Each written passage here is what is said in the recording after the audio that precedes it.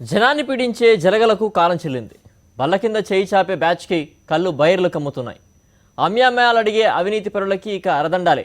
Red హ్యాండెడ్గా దొరికితే ఇక వాళ్ళ జీవితానికి రెడ్ సిగ్నల్ పడిపోయినట్లే. టెండర్లలో కోట్లు మింగేయడం ఇక సాధ్యం కాదు. నామినేషన్ దందాలు ఇక సాగవు. ముడుపుల మూటలు, కమిషన్ల కట్టలు, కరెన్సీ కరప్షన్కి ఇక కాలం చెల్లినట్టే.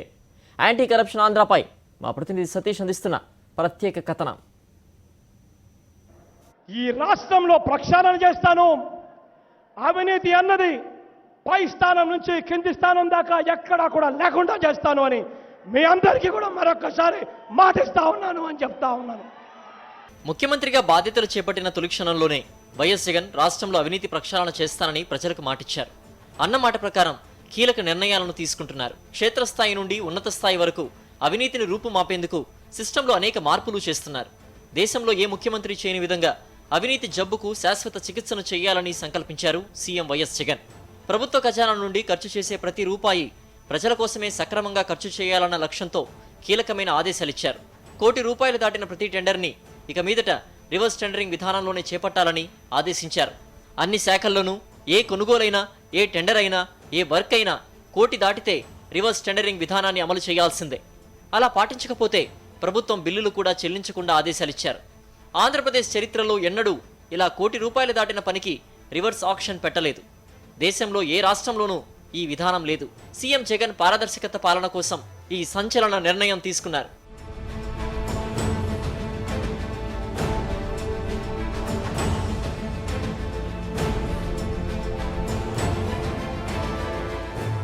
ముఖ్యమంత్రిగా పాలనా పగ్గాలు చేపట్టగానే వైఎస్ జగన్ తెచ్చిన ఒక సరికొత్త విధానం రివర్స్ టెండరింగ్. ఈ విధానం మొదలుపెట్టినప్పటి నుంచి విశిష్టమైన ఫలితాలను ఇస్తోంది. అవినీతి నిర్మూలనకు ఒక ప్రధానమైన ఆయుధంగా ఉపయోగపడుతోంది.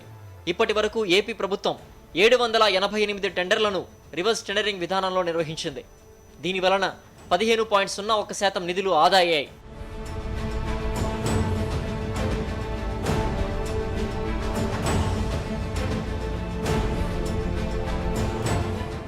ఇక టెండర్లలో అవినీతిని నిర్మూలించడానికి మరో కీలకమైన సంస్కరణ జ్యుడిషియల్ ప్రివ్యూ. ₹100 కోట్ల దాటిన ప్రతి ప్రాజెక్టును జడ్జి నేతృత్వంలోని జ్యుడిషియల్ ప్రివ్యూ సమీక్షించి అది ఆమోదించాకే టెండర్ల ప్రక్రియను నిర్వహిస్తున్నారు. గడిచిన ఏడాది కాలంలో 14,285 కోట్ల విలువైన 45 ప్రాజెక్టులు ఈ జ్యుడిషియల్ ప్రివ్యూకి వెళ్లాయి. టెండర్కి ముందే జడ్జి ఆమోదం పొందుతున్న అత్యంత పారదర్శకమైన విధానాన్ని అమలు చేస్తున్న ఏకైక రాష్ట్రం ఈ దేశంలో ఆంధ్రప్రదేశ్ ఒక్కటే. గడిచిన ప్రభుత్వంలో పోలవరం లాంటి పెద్ద పెద్ద ప్రాజెక్టుల పనులు కూడా ముడుపులు తీసుకుని నామినేషన్ పద్ధతిలో కేటాయించారనే ఆరోపణలు వచ్చాయి. కానీ వైఎస్ జగన్ ప్రభుత్వంలో అలాంటి పప్పులేవి ఉడకవని నిరూపిస్తున్నారు. యాంటీ కరప్షన్ ఆంధ్రాగా తీర్చిదిద్దేందుకు సకల యత్నాలు, సమూల మార్పులతో పాలన, ప్రత్యేక చట్టం తీసుకొచ్చేందుకు సన్నాహాలు, అవినీతి రహిత ఆంధ్రప్రదేశ్ దిశగా సంస్కరణలు, నిరంతర నిఘాతో కఠిన చర్యలు. టెండర్లలోనూ ప్రభుత్వ విభాగాల్లోనూ అవినీతికి ఫుల్ స్టాప్ పడేలా సీఎం జగన్ నిర్ణయాలు తీసుకుంటున్నారు. రాష్ట్రంలో ఏ ఆఫీసులో ఏ ఉద్యోగి లంచం అడిగినా వారిని పట్టించేందుకు 1440 టోల్ ఫ్రీ నెంబర్ని ఏర్పాటు చేశారు. ఇప్పటి వరకు ఈ కాల్ సెంటర్కు 45,000కు పైగా ఫిర్యాదులు వస్తే అందులో 1747 ఫిర్యాదులు అవినీతికి సంబంధించినవి ఉన్నాయి. వాటిలో ఇప్పటికే 1712 అవినీతి ఫిర్యాదులపై చర్యలు తీసుకున్నారు. అవినీతి నిర్మూలనకు సంబంధించి ఇటీవల అహ్మదాబాద్కు చెందిన ప్రతిష్టాత్మక ఇండియన్ ఇన్స్టిట్యూట్ ఆఫ్ మేనేజ్మెంట్ విద్యాసంస్థ రాష్ట్ర ప్రభుత్వానికి కొన్ని సూచనలు చేస్తూ నివేదికను అందించింది.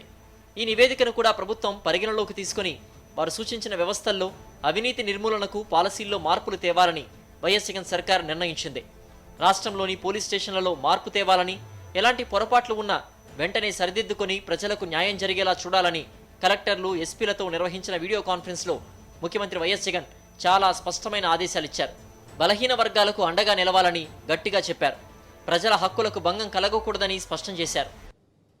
Recently we've been hearing about a lot of these incidents. ఈ దళితుల మీద ఘటనలు జరగడం,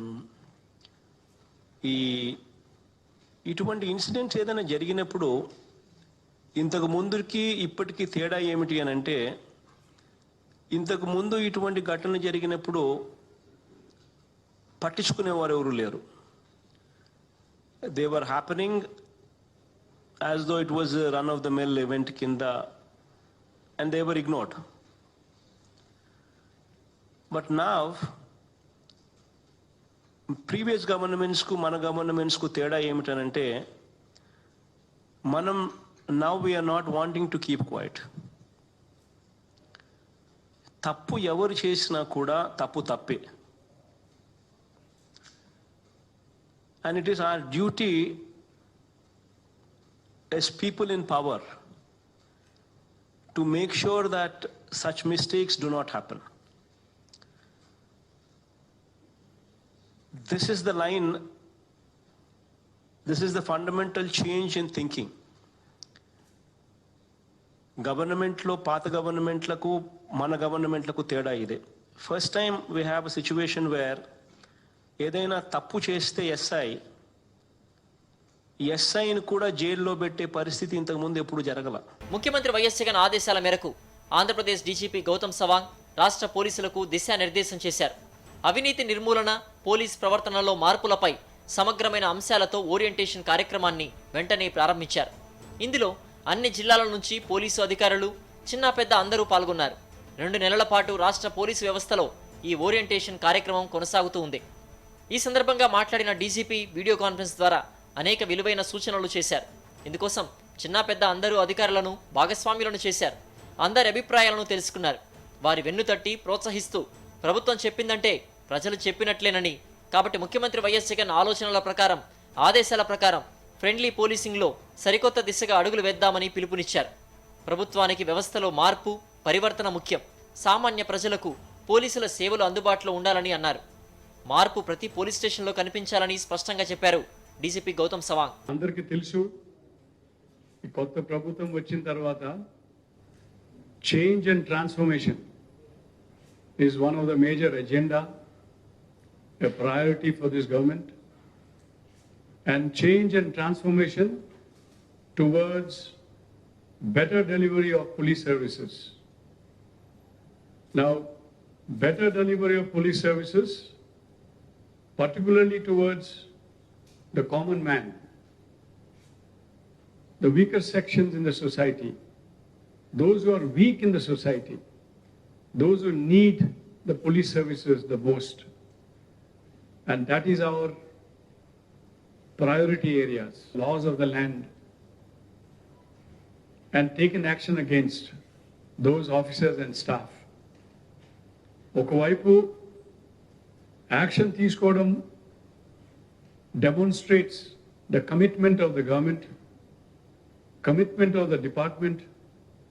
తప్పులు చేస్తే, నేరాలు చేస్తే ఖచ్చితంగా యాక్షన్ ఉంటుంది, డిపార్ట్మెంట్ రకంగా యాక్షన్ ఉంటుంది, తర్వాత లీగల్ రకంగా కూడా యాక్షన్ ఖచ్చితంగా ఉంటుంది. That is very clear. And there has been absolutely no hesitation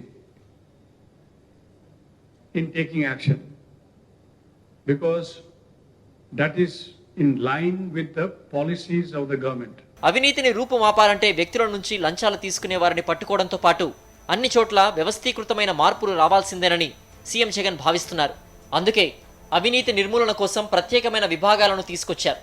special enforcement bureau ఇలాంటిదే. ఓవైపు విజిలెన్స్ విభాగాన్ని, మరోవైపు అవినీతి నిరోధక శాఖను పూర్తి స్థాయిలో బలోపేతం చేసి పూర్తి స్వేచ్ఛనిచ్చారు. ఇటీవలే ఈఎస్ఐ కుంభకోణాన్ని వెలికితీశారు. మరోవైపు సిఐడి విభాగం ద్వారా కూడా ప్రత్యేకంగా అవినీతి వ్యవహారాలపై విచారణలు జరిపిస్తున్నారు. ఎక్కడ అవినీతి వాసన వచ్చినా వెంటనే ఏసీబీ ఆరా తీస్తోంది. అలానే మద్యంలోని అక్రమాలు అరికట్టేందుకు, నాటుసారా అమ్మకాలను అరికట్టేందుకు ప్రత్యేకంగా స్పెషల్ ఎన్ఫోర్స్మెంట్ బ్యూరోను ఏర్పాటు చేశారు. ఇది ఈ మధ్యనే మొదలై చకచకా పనిచేస్తోందని డీజీపీ అన్నారు. And anti-corruption measures has to be undertaken.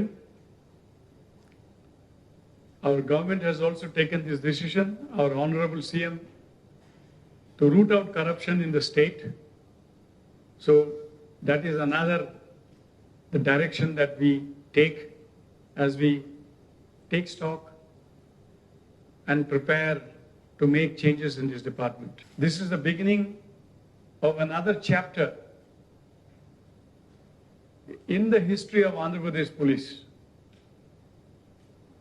So mark this day. Let us all work together and bring this change. You see, this is a very unique experiment. It's not an experiment. It's a unique responsibility assigned to the police, Andhra Pradesh police, like nowhere else in the country. ఈ special enforcement bureau అని create చేసి మన working very closely with the police department. Now it has been working remarkably well. ఇది ఒక added responsibility మన మీద ఇచ్చినది. మన వాళ్ళు కింద స్థాయిలో గ్రౌండ్లో they have risen to the expectations and doing a wonderful job. ప్రజలు అవినీతి జరగల బారిన పడకుండా సీఎం జగన్ విశిష్టమైన నిర్ణయాలు అమలు చేస్తున్నారు. సబ్ రిజిస్ట్రార్ ఆఫీసుల్లో అవినీతిని అరికట్టేందుకు రిజిస్ట్రేషన్ల ప్రక్రియను వీడియో తీయించేలా ప్రభుత్వం ఆదేశాలు జారీ చేసింది. మున్సిపాలిటీల్లో టౌన్ ప్లానింగ్ అనుమతులన్నింటినీ కూడా ఆన్లైన్ చేశారు. ఎక్కడా లంచాలు ఇవ్వాల్సిన పని లేకుండా నిబంధనలకు అనుగుణంగా ఎవరైనా అనుమతులు పొందేలా చేశారు. ఇక ఏ సామాన్య పౌరుడు కూడా తన సర్టిఫికెట్ల కోసమో సంక్షేమ పథకాల కోసమో రేషన్ కార్డుకనో ఆరోగ్యశ్రీ కార్డుకనో లంచం ఇచ్చే అవసరం లేకుండా గ్రామ వార్డు సచివాలయ వ్యవస్థను తీసుకొచ్చారు. పైసా లంచం ఇచ్చే పని లేకుండానే వాలంటీర్ల ద్వారా పలు పథకాలను అందిస్తోంది వైఎస్ జగన్ ప్రభుత్వం. ఇప్పుడు ప్రభుత్వ కార్యాలయాల్లో అవినీతి నిర్మూలనకు, వివిధ దశల్లో అవినీతికి పాల్పడే వారికి కఠినమైన శిక్షలు వేసేందుకు త్వరలో ప్రత్యేకమైన చట్టాన్ని తీసుకురావాలని సీఎం జగన్ నిర్ణయించారు. పై స్థాయిలో అవినీతిని రూపుమాపుతున్న ప్రభుత్వం ఇప్పుడు క్షేత్రస్థాయిలోని అవినీతిని కూకటి వేళ్లతో పెకిలించేలా ఒక ప్రత్యేక చట్టాన్ని వచ్చే అసెంబ్లీ సమావేశాలకు తీసుకురాబోతున్నారు. లంచం తీసుకుంటూ రెడ్ హ్యాండెడ్గా దొరికిన కేసుల్లో వెంటనే చర్యలు తీసుకోవడానికి వీలుగా దిశ చట్టం తరహాలో చట్టం ఉండాలని, అందుకోసం అసెంబ్లీలో పెట్టడానికి వీలుగా బిల్లును తయారు చేయాలని ఆదేశించారు.